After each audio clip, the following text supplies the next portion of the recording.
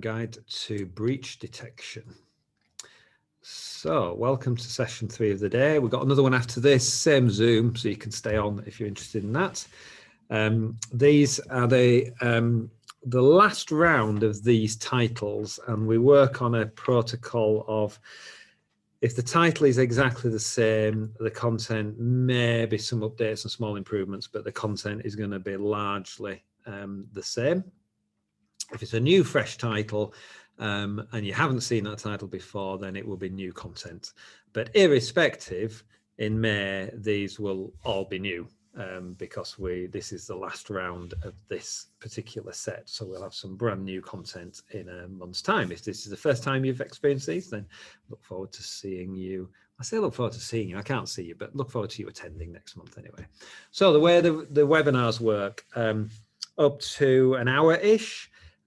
Post questions at any time, post questions to the panelist, and that comes through to Claire on my left. She's not actually sat there at the moment, so I could insult her, but she'll be back in a minute. So she will decide if the questions are appropriate time to show me the questions. Apparently in the last session, somebody put their hand up in the virtual environment. We're not sure why they put their hand up, but it doesn't work that way. So if you want to ask a question, putting your hand up doesn't do anything. You have to post the question to the panelists, and then we'll see it and we can answer it. But hands up, nice wave to the person who put their hand up, not sure why. You get copies of the slides, and today's a great day to book workshops in May. Workshops allows us to do what we're doing in the next hour, but much more in depth, tailored to you. I'll tell you about that at the end. And we're starting a series of podcasts. We've recorded the first one. The first one is focusing on why you need to do multi-factor authentication. You should know that. You should have switched it on. You may think, well, you don't need a whole podcast on why to switch on multi-factor authentication, because you remind us every webinar, and it only takes 2 minutes or 4 minutes if I'm in a bit of a ranty mood. But in the podcast, we're saying why you need multi-factor authentication, bit of a rant, 4 minutes. But then we're showing you how, or explaining, because I can't really show you in a podcast, we're explaining in the podcast how you can still be hacked even with multi-factor authentication switched on. Don't think that's a reason not to switch it on, because you still need it. But anyway, why you need it, how you can still be hacked when it's on, and what's the new technologies coming out that prevent that. So that's why you should listen to the podcast. We'll tell you when it's all ready.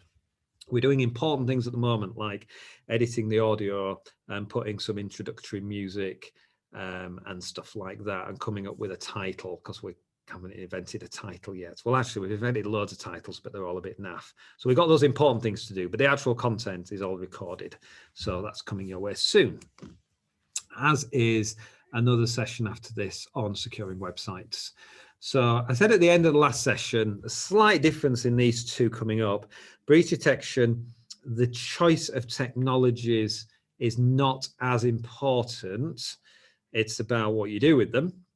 The last session, securing websites, the choice of technologies is absolutely critical. The wrong technologies are naff and you'll get breached. So you still have to do the right things with them, but the choice of technologies is fundamental. Breach detection, a lot of technologies trying to do the same sort of thing. It's much more about what you do with them. So that's the difference between these two sessions. So if this is the first time that you've come across us, those are some of our credentials. We focus on nothing other than cybersecurity. We've been doing this for many years. We've got lots of clients that we help, 300 to 400 clients a year. That's a selection. And we do things in the insurance division. Insurance for us is more about testing, reviewing, improving, meeting standards. So consultants who work either remotely or on your site to help you achieve these great things. And then our MDR, Managed Detection and Response, protecting people's websites from getting hacked, running 24/7 detection from 2 security operations centers. You can see one here, there's another one in Australia. And then conducting incident response if people get hacked. You do not have to be a client to call our incident response hotline 24/7. We will respond. Well, We will respond, but the response might be we're too busy to respond. So you can get a guaranteed response with a retainer, and obviously our clients will call us if they've got an incident, but we help people. They don't have to buy the 24/7 detection to also buy into the incident response. So you can get a retainer just for incident response, irrespective of what else that you're buying. And if you have a breach and you've never done anything with us and don't have a retainer, still worth a call, because we still may say, actually, yeah, we have people available and we will help you today, but buy a retainer for next time because it makes sense. I'm actually starting, it's the third time today that I've shown this, and I know I show it in nearly every session. Some people might be saying at this point, no, you do show it every session. I'm starting to get a little bit bored with it just because I've seen it so many times. But the important point here is every single breach is preventable. I mean that 20 years, every single incident I've ever been involved with, every incident I've heard about. I used to work for GCHQ, everything I ever heard about there, everything I've heard about out in the wild, and yes, including how to prevent the NSA intercepting Cisco equipment and hacking it before you get it, how to prevent SolarWinds sending you an update that means the Russians can hack your systems. Every single breach I've ever heard about or dealt with were all preventable, some more difficult to prevent than others, but they're all preventable. So do protection first, and then think about detection and do something with detection because you need it, but don't do too much with it. But this session we are focusing on detection because it's really important. At a simple level, what are you detecting? On average, somebody breaks into your systems. On average, you've got 2 weeks of them doing things before they do ransomware. That's the worst thing that can happen to most organizations. You've got a 2-week opportunity to spot something, and you spot it and deal with it before it turns into ransomware. You would have heard in the last couple of years, lots of universities getting hit with ransomware. We have a university that buys detection from us. We detected ransomware preparations, dealt with it. They worked, did all the right things. Ransomware never hit. You never heard about it. They did all the right things. Fantastic. Another client, for the second time, we said, ransomware is going to hit. Actually, the first time it was, you've got this breach. It wasn't ransomware. Anyway, we said in an afternoon, we are spotting what cannot really only be preparation for ransomware. You are going to get with, we're actually really specific. Our incident response director said, you are going to get hit by ransomware in the next 24 hours. There wasn't much about, oh, you're at high risk. It was, you will get ransomware in the next 24 hours. And the IT director said, you're scaremongering, and ignored it. And 11 o'clock next morning, they lost 15 sites globally to ransomware. So that's what you're buying with detection. The opportunity to spot the breach, fix it, correct it before it leads to the bad stuff. If that's not enough to convince you need detection, then there's a GDPR recommendation. And the GDPR recommendation is part of the ICO's security outcomes. Obviously, I'm talking UK here, Information Commissioner's Office, the UK GDPR. Security outcomes say you have to log, and analysis of logs is, for most people, the most effective way of doing breach detection. It's not the only way. It's potentially not the most cost-effective way to start as an SME, and it's not the end and the be-all and end-all, and there's some other things you can do. But for most people, in most situations, analysis of logs is the best way to detect breaches. You have to collect and secure those logs for post-breach analysis as part of GDPR, because you have to be able to work out what's personal information impacted. And security outcomes says, to meet GDPR, you have to have an effective way of detecting breaches. Just relying on AV, you're stretching it a little bit.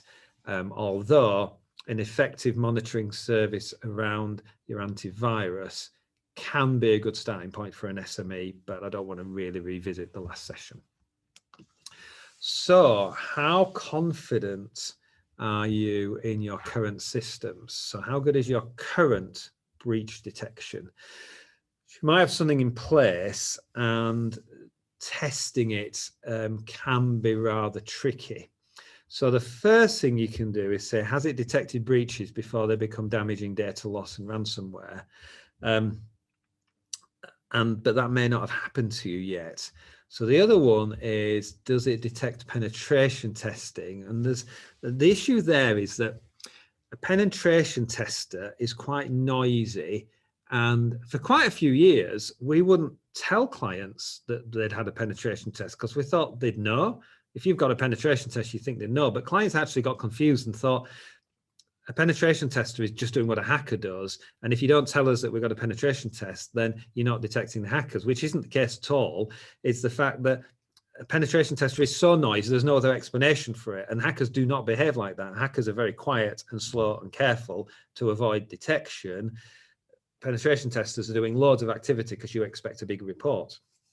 So just because your detection system is good at detecting and tells you that you've had a penetration test does not mean it's good at detecting a real attack.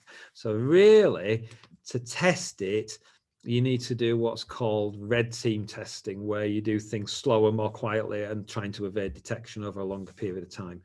And there is some variation on this called purple team testing, which you're going to have to come to the workshop for us to explain that, because it's a bit too much than we've got today, especially when we're trying to pack these in 1 hour at a time.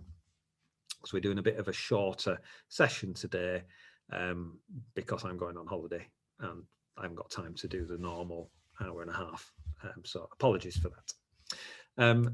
Cyber detection roadmap. So this is what we work with clients through the workshops and when we're designing solutions to build up a hierarchy of what of how you can develop and enhance your detection. So I said that you're normally basing detection for most people on analysis of logs. I know that's not, for the experts listening, that's not the be all and end all, and it's not the only option, but for most people, it's the best way of doing it. So your first level is collect and secure those logs.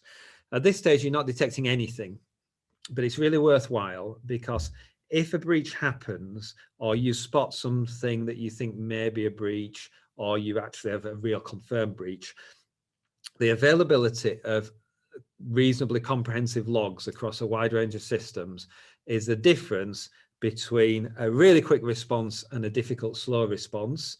It's the difference between paying your investigators a lot of money to spend a lot of time on doing it and paying them a small amount of money to get to the heart of the problem quickly. It's the difference between recovering and fixing and securing and be confident day one, as opposed to still trying to work out what's going on 2 weeks later.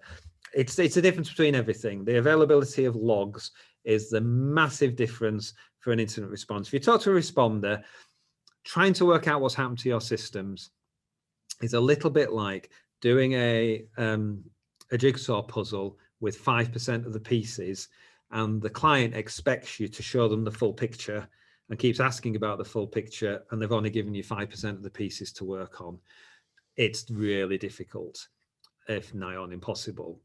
With comprehensive logs, you are giving somebody all the pieces of the jigsaw and saying, can you make the jigsaw? And yeah, I can. It might take me a little while, but I can do it. You're giving me all the pieces. That's the difference between having the logs and not. Securing the logs means get the logs off the devices. You are not logging for security investigative purposes by storing the logs on the device that generates the logs. Those will get rotated very rapidly. Sometimes within 15 minutes, the logs are getting re-wiped, and the hacker will wipe the logs. So don't be under the illusion that devices storing their own logs locally is actually collecting and securing logs. It is pushing your logs out of your environment somewhere else. And don't collect and secure your logs in the same virtual environment as the devices that are generating those logs, because the hacker can very easily see where those logs have been written. And if they've compromised that virtual environment, they will wipe those logs, disrupt the logs, delete them. So you're pushing the logs out. You can store the logs in a virtual or cloud environment. You just need to make sure it's administratively completely separate to what you're doing. So level one, secure the logs. If you've been asking really important questions in the last 15 minutes, then just to let you know that Claire has now come back, so she will now be looking at those questions. So if you asked a fantastic question and you're really miffed because it didn't get through to me, then there was a really important task that Claire had to do, and she's doing now. Come back. So questions are now back online if you're asking questions. She won't like me saying that. Level 2 is your antivirus monitoring or file integrity monitoring. That's a little bit specialist. I'll come to that. Your antivirus is pretty useless, but you really need it, and you should always have it and keep it up to date. But I say it's pretty useless, meaning there are so many things a hacker does that antivirus will not spot. But the things it does spot can be really helpful. So quite often when you're investigating a breach, you find that something along the way the hacker has done did trigger the antivirus. And if somebody had been monitoring it and understanding it, putting it in context, treating it seriously, and not just going, oh, well, a virus being wiped is normal, then the breach could have been intercepted and prevented. So monitoring your antivirus 24/7, doing it effectively, can be a useful service. We're on it level 2, and the gap above shows us more to do. So it's not great, but it can be very cost effective. File integrity monitoring is something that, unless you've done the payment card industry standard, you might not have come across, but it's taking a snapshot on a system of certain files, and it's the files that shouldn't change. So you don't point file integrity monitoring at a file server in terms of the files on it. You don't point it at a database. You don't point at the things that change, because it's looking for changes. You can set the period, but most people would do it, say, on a daily basis. And what they're really saying is, alert me if something's changed on this device. And the changes are the sorts of changes that happen if it gets hacked, or if somebody makes significant administrative changes or configuration changes, or they've patched it. So something significant that you should know about. So if you've got, say, some web servers and the Windows executable has changed on those web servers, and you weren't patching, and you don't have auto patching and auto updates installed. So if you know when you patch those servers and those Windows executables all changed last night, you've just been hacked. There's no other explanation. As long as you're confident that you do know when you patch. So it can be an effective way of identifying a breach is going on without doing loads of monitoring. Once it's set up, you can get it yourself, and you can go, yeah, these changes were made by me. I changed my domain controllers yesterday. I expect some alerts on that. Fine, nothing important. But if you haven't done anything administratively all weekend, and you come in and look on a Monday morning and go, whoa, hang on, file integrity monitoring saying some significant things have changed over the weekend, let's call my incident responders. So those are cost-effective, reasonably efficient ways that some good expertise can spot breaches. Then you come to a proper C monitoring, looking at the logs properly. Where do you go from that? You then go on to SAW, which is about the response you might do. Lots of people selling automated response. We detect this and we automatically remediate it. Makes a good demo. In practice, you'll switch it off. Don't be fooled by it. In limited cases, it can work, but you start switching it on, things break, and then somebody complains, and then you switch it off again. So in reality, the way you work is that you need some people in the loop who can look at what's happening and then make sensible people decisions about what action to take. So the automated response doesn't really work very well in most cases. And then what would I do at level 5? I'd probably add network intrusion detection, because that can do some things that SIEM isn't as efficient at. It's nowhere near as good as it used to be. And not because the technology is not good, but because a lot of internal network traffic is now encrypted and network intrusion can't see inside it. So if you go back 10, 15 years ago, the SIEM technology wasn't good enough, and SIEM was not the best way to detect breaches. Network intrusion detection was. Network intrusion detection with encrypted traffic can't see as much, can't see anything. So that's less effective. And SIEM has got more effective. So these are the levels. Now, then you've got to, and one of the things we're going to the workshop is not to get confused with doing something really good at one level that you've got all the other levels in place. So an example is some extra enhanced, really high-end AV or endpoint protection is really super enhancing level 2. And level 2 then becomes really good at spotting some breaches and completely useless at spotting some others. just because inherently it doesn't work at spotting certain breaches. In the same way as there's some new modern systems that work on the network intrusion detection basis that are really good at detecting some breaches and completely useless at spotting some others. So you've got to be careful that you're not being sold by a commissioned salesperson a really good thing at level 2 and missing out on levels 3 and 4. And equally that you're not jumping in and buying something really expensive with lots of commission paid at level 5 that's good at doing a little bit but not good at the other things. So just be careful. Your situation, what you've got, what you might buy, we can cover that with a workshop where we can go into depth on yourself. I'll tell you about that at the end. The ECSC golden circle, not sure why we call it the golden circle, but anyway, the important circle is thinking about technology choice and configuration monitoring and how important they are relative to each other. The thing of note here is that the choice of technologies is nowhere near as important as the monitoring response, the configuration and the tuning. So you can buy the flavor of the month technologies marketed with multi-million-pound marketing budgets and free trials and great demos and all of that, and really compelling arguments that actually that's not the key thing. They're not bad, but if you don't configure, tune and monitor them and respond appropriately and put the more expensive and difficult human elements, you're wasting your money. But the providers don't emphasize that. The providers will not give you a picture like this to say, this is really good stuff, but it's only a small part of the picture. Are you doing the other stuff? Because if not, don't buy it. They'll go, this is really good stuff. Can you buy it today? Because the deposit on the Ferrari is due, etc., etc. So I've already said, I've got these in the wrong order, that beware about doing too much at level 5 and level 2 and not building it up properly. Silly promises. So this was a client where we'd gone through a process of helping them following a breach to design a detection solution based on lessons learned from the breach. Unfortunately, having done that, they got some new people in who had different ideas. And before they told us that they'd gone on a different track, went off and bought a 3-year contract to do something with one of these new fancy systems. And they said, but this company is offering a warranty-backed detection and response service that remediates all threats. Now, as soon as I hear that, there's lots of alarm bells ringing here. Remediate all threats? So this is a global company with some remote access. Well, first thing that springs to mind is ransomware.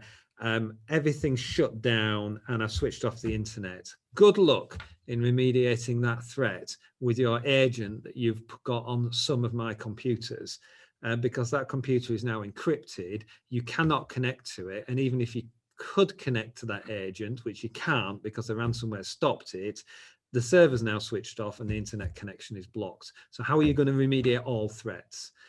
So the thing is nonsense, but I still looked into it to help the client try and understand what's the reality. So this is a reality of the silly promise. Right, the first thing is that actual promise does not relate to their product. It applies to their top tier product. So unless you bought the most expensive option, the client hadn't, then it didn't apply anyway. So the warranty was completely invalid. You could have just stopped there. Okay, next point, if you want to go further, they just suffered a breach. The software they just purchased wouldn't have detected that breach. It detects some things, and some things it detects quite well, but the breach they had and the way that the hacker got in, it wouldn't have detected any of that. Then if they'd bought the top tier product, which they hadn't, then this warranty was limited to $100,000 because they have less than 5,000 endpoints. That's a lot of endpoints. There's not, if you look at a hierarchy of organizations, given that the average IT team size in the UK is 4 people, your average organization is a lot less than 5,000 people. So this $100,000, and that's it, applies to very big companies where $100,000 isn't much of a warranty anyway, and they've got to have bought the top tier product that is so pricey that very quickly they paid the $100,000. Anyway, so really limited, only applies to big clients, only covers unauthorized access to the related endpoint. So you put in this software on endpoints, and it's only if those specific endpoints have got hacked that the warranty applies, and it only applies for 12 months, and you have to buy a 3-year contract, and you have to follow a very strict configuration guide, and if you don't configure it exactly in line with that, it doesn't apply. And as soon as you start trying to do the sorts of things you need to do on that computer, you'll have to breach that configuration guide. And then if that's not enough for you, then if after all of that you're trying to sue them because they're not paying up, and you don't get many legal fees before you spent more than $100,000 on legal fees trying to sue a global company with terms and conditions based out of America, then there's in their terms and conditions said, well, actually, there's no warranty that the offerings or these tools will be actually error-free. So they can just say, well, I'm sorry, there was an error, and you're not covered for that. So I just felt obliged for this client to actually uncover what was the reality of this promise. So when somebody promises something magical in regards to cybersecurity, look at the reality. The reality is very different to the magic promise. That's my rant of the day about vendor XXX. Next little mini rant is on, no, it's not a rant. This is just an informative graph about the number of new security vulnerabilities that get discovered every year and every day by correlating the numbers, and to show you that when we first started actually preparing to launch the company in 1999, there were 2 to 3 new vulnerabilities every day worthy of looking at. And now, as of the end of 2021, there's 55 a day. So you've got a very rapidly changing landscape of new vulnerabilities. So if you're going to detect breaches, you need to understand what new vulnerabilities are out there, what new attacks, and you need to take these 55 new things every day that are getting known about, and you then need to understand how do those map into what hackers are doing. So you then need to get your head around something like the MITRE attack framework, which has got 14 different categories of things hackers do, broken down into 178 techniques with 352 sub-techniques of all the things that hackers do. Wow, that's a lot of stuff to get your head around. Actually, I don't think you should. I think you should really think about, are you big enough to run your own detection systems? Do you really have the capability to do all of that? And can you do it 24/7? Can you recruit and retain all those people? Because if not, just focus. I'm not sure whether my mouse pointer is visible to you, but anyway, over on the left-hand side, there are 9 techniques with just a few sub-techniques called initial access. That's really what you should be focusing on, because that's how the hacker is going to breach your systems. And if you can prevent those, then you don't need to do all the other complex stuff of detecting it. So leave the complex detection to people running detection services, people writing antivirus signatures, people writing updates for your vulnerability scanners. There's ways that you can access this knowledge base without having to do it all yourself. But if you really want to run detection systems, you need to get some good technology. You need to understand it and configure it, but you need to understand all of this stuff as well, because you need to understand what are the hackers doing. And therefore, when you get an alert that this is suspicious, understanding, is it suspicious? Because the technology will narrow down what you should be looking at. So let's say you're a medium-sized company, and you're doing it through log detection. You might generate 4 or 5 billion logs a month. If it's properly tuned and configured and managed very well, your technology might generate a couple of 100 alerts. You've then got to investigate those alerts and understand all of this in terms of doing that properly. Now, you might have looked at this and thought, oh, well, what about the unknown threats, or otherwise known as zero-day attacks? So some software vendors promise that their detection systems can detect zero-day attacks. They are lying, or they're stupid. A zero-day attack is something we don't know about. So Wikipedia says it's a computer software vulnerability either unknown to those who should be interested in its mitigation, or known and without a patch to correct it. That last bit is not really how most people view zero-day. Zero-day for most people is not a known vulnerability without a patch. It's saying this is a new vulnerability, and this is the first day we're aware of it. So Wikipedia have got a slightly wrong in definition of that. But zero day means a new attack, brand new, we've never seen it before.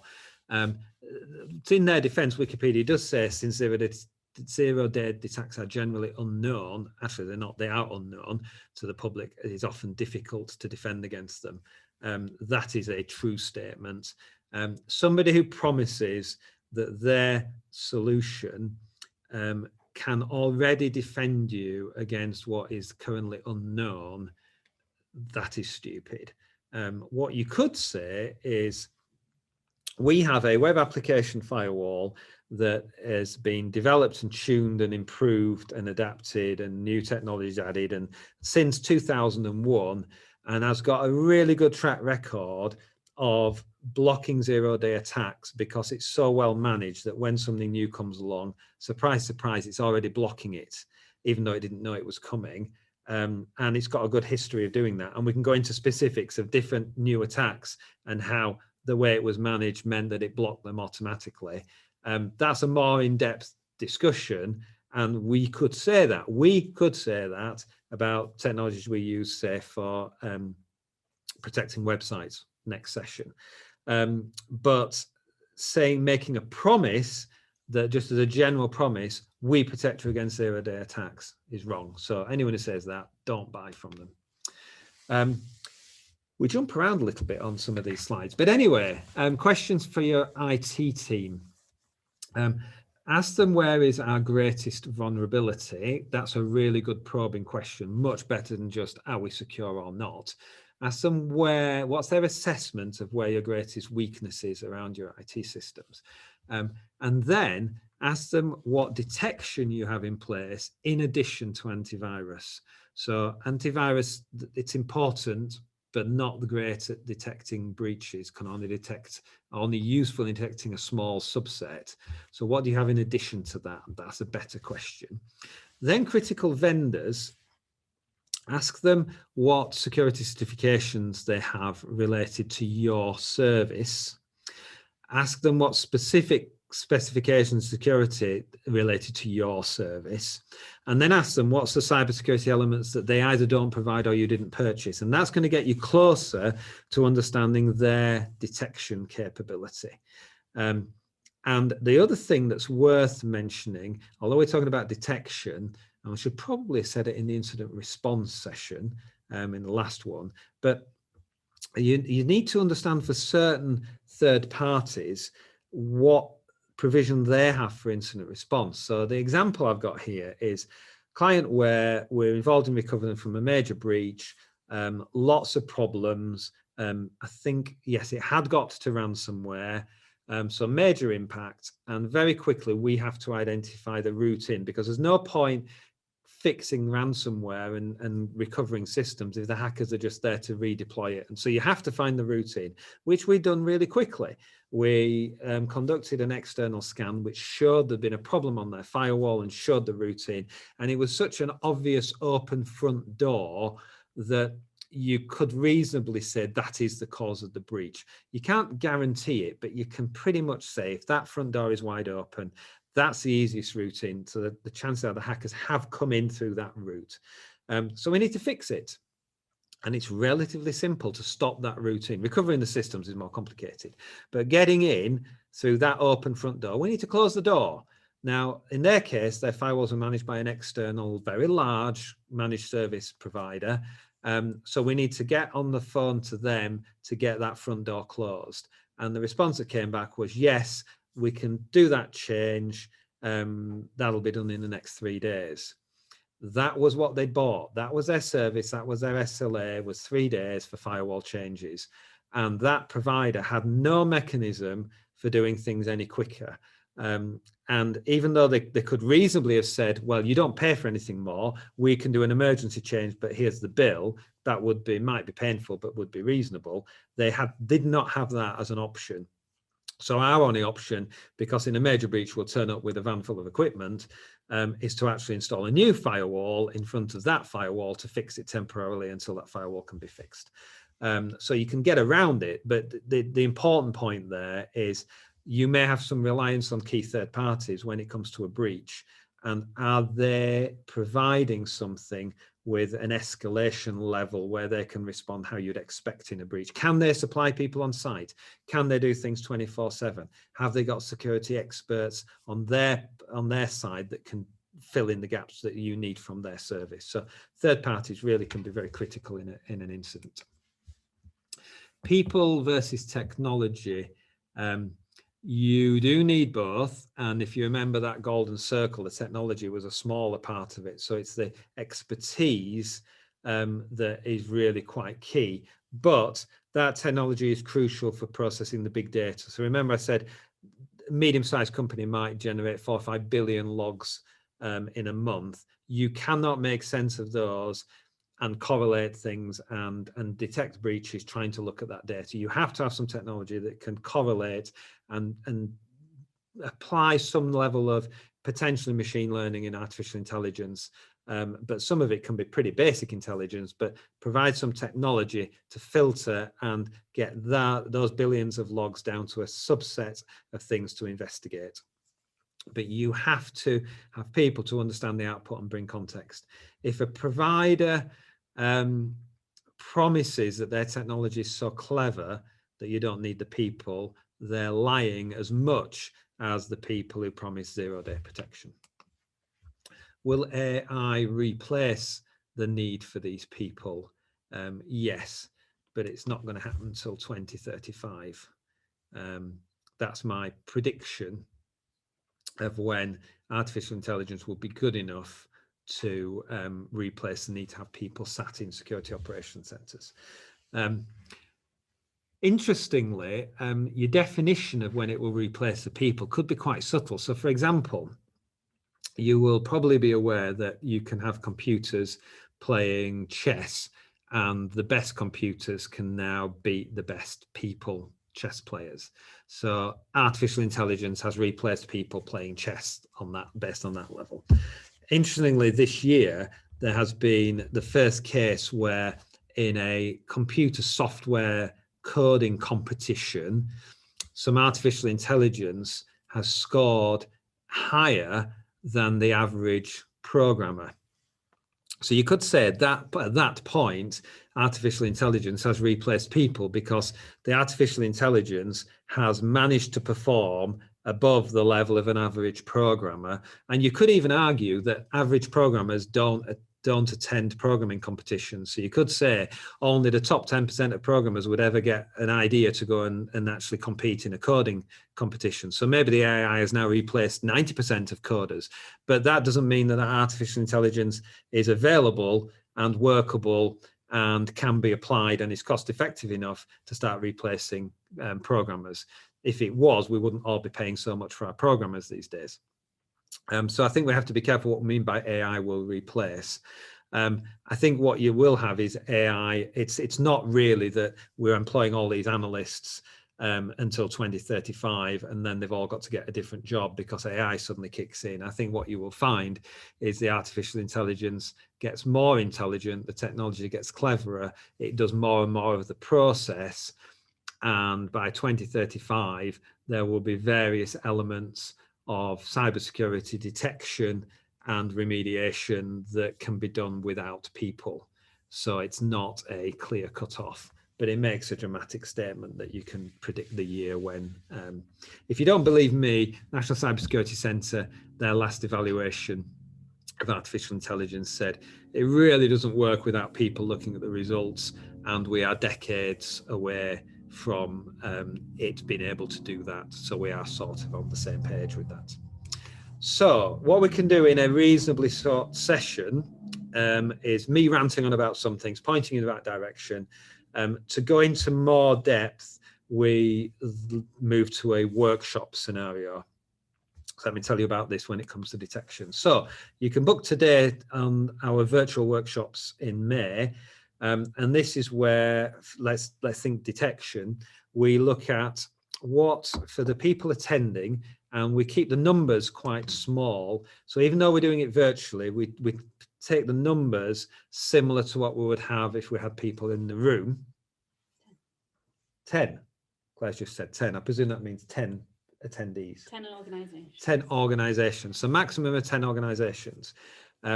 And so that we can help you with your specific challenges on detection, as well as limiting it to those 10, you sign up and we allocate you a consultant to understand and do some scoping work with you. Doesn't take too long. I think the average for these is about 20 minutes, half an hour. It can take longer, it depends on how complex it is, but it doesn't take that much of your time. But you hook up with a consultant who will survey and help understand what you've got in place and what your challenges are. We do not share that in the session. That's not appropriate. You can share what you want, because you can ask as many questions you want, share whatever information you want. But we just make sure we tailor it. So if we get 10 organizations and none of you have got anything, and everyone's an SME and everyone's got very limited budgets, we will not be talking about what's possible when you spend £200,000 a year on detection and about all the different levels up to level 5 and all your different options. Equally, if all 10 people have all bought the same numpty product and are tied in for the next 3 years, we won't insult you by calling it a numpty product in front of you. Or we might say it's a numpty product, but we won't name and shame who's got it. But let's say you've all bought in for the next 3 years, the same technologies, and you've all got the same challenges and struggles. There's no point in us saying, by the way, this is a technology you should have bought. It's too late. What we would do is then the day would, or the half day would be about how to make the most out of this technology. So the likelihood, which is why we restrict it to 10 organizations, is that we'll have a bit of variation. But what we make sure is the content is tailored to where you are. So whatever your level of current capability and whatever your challenge is, you will get something really valuable out of the day. So that's the design of it. I'm not sure that the dates 23rd, 24th and 25th are in that order. So I don't know whether breach detection is on the middle day. You'll have to check. But there's a one day where we spend the morning looking at breach detection. If you are near or fancy a trip to sunny, scenic Yorkshire, we also let people attend in the room. But we've got all the technology available that we can do it remotely, share screens, see each other, interact and share flip charts as well online. We've got electronic flip charts we can do that with. So we can do almost as good as face-to-face, but you can do it from the comfort of your work environment and without the travel, but come and join us if you want to. So that's in May. And the next session we've got is at 12 o'clock, where we're looking at securing websites, unless there's any questions. Okay, I will see you in 15 minutes for that. Thank you very much.